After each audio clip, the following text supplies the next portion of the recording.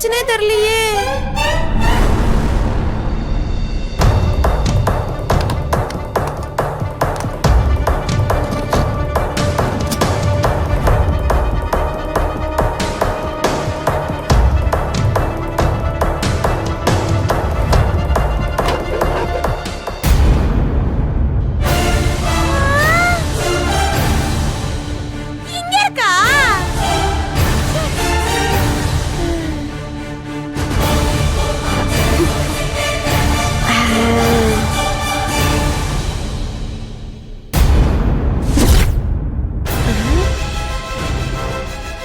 என்ன பென்டிரைவ் மாதிரி இருக்கு?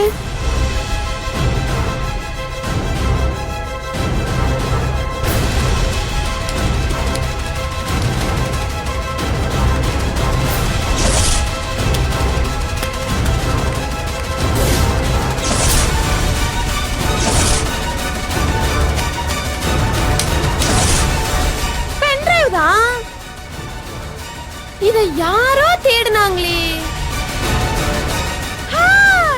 ஆனந்தியே ஏதோ பென்டிரைவ் தேடிட்டு இருந்தாலே, ஒருவேளை இது அதுவா இருக்குமோ? நம்ம மறந்து போறதுக்குள்ளேயே அவகிட்டே கொண்டு போய் கொடுத்துருவோம்.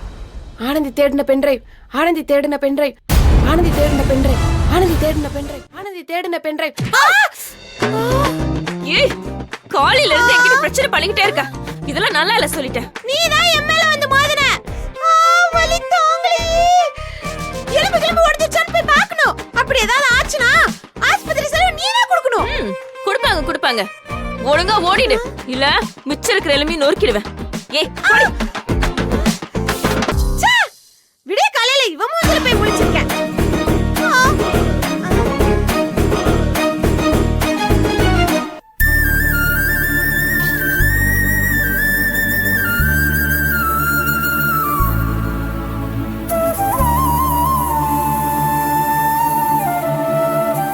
சாமி, சுத்தி இருக்கிற எல்லாருமே அன்பு வீட்டுக்கு போன்னு சொல்றாங்க. என்னை அவர் வீட்டுக்கு போக வைக்கதே இந்த நாடகத்தை நடத்துறியா?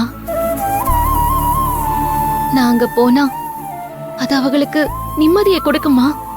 போலாமா வேணாமான்னு என்னால ஒரு முடிவுக்கு வர முடியல.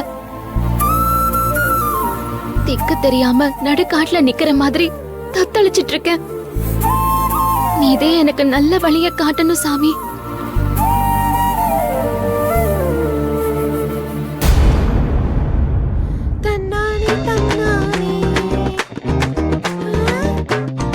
ரூமுக்கு வந்தது என்னமோ பண்ணணும்னு நினைச்சனே. என்னவா இருக்கும்? ஐயோ, மறந்து போச்சு. என்னது இது? பென்டிரைவ். சுத்திட்டு இருக்கேன். யாரோடது?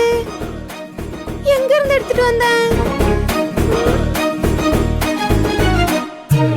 என்ன கிருஷ்ணா, உன் டைம் பாஸ்க்கு எனக்கு இப்படி ஒரு ஞாபக மருதி கொடுத்து படிச்சிட்டு நீ ஜாலியா சிரிச்சிட்டு இருக்கல்ல?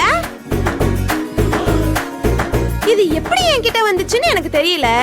ஆனா நமக்கு சொந்தம் இல்லாத ஒரு பொருள் நமக்கு கிடைச்சா அத சாமிக்கு போட்டுறணும்னு சொல்லுவாங்க.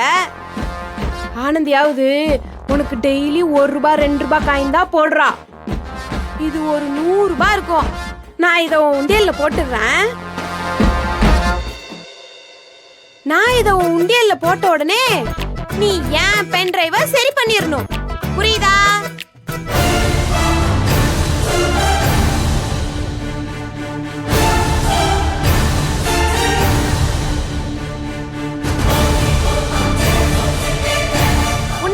போட்டேன்.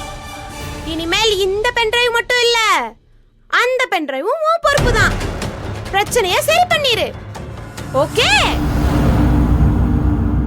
பாய்.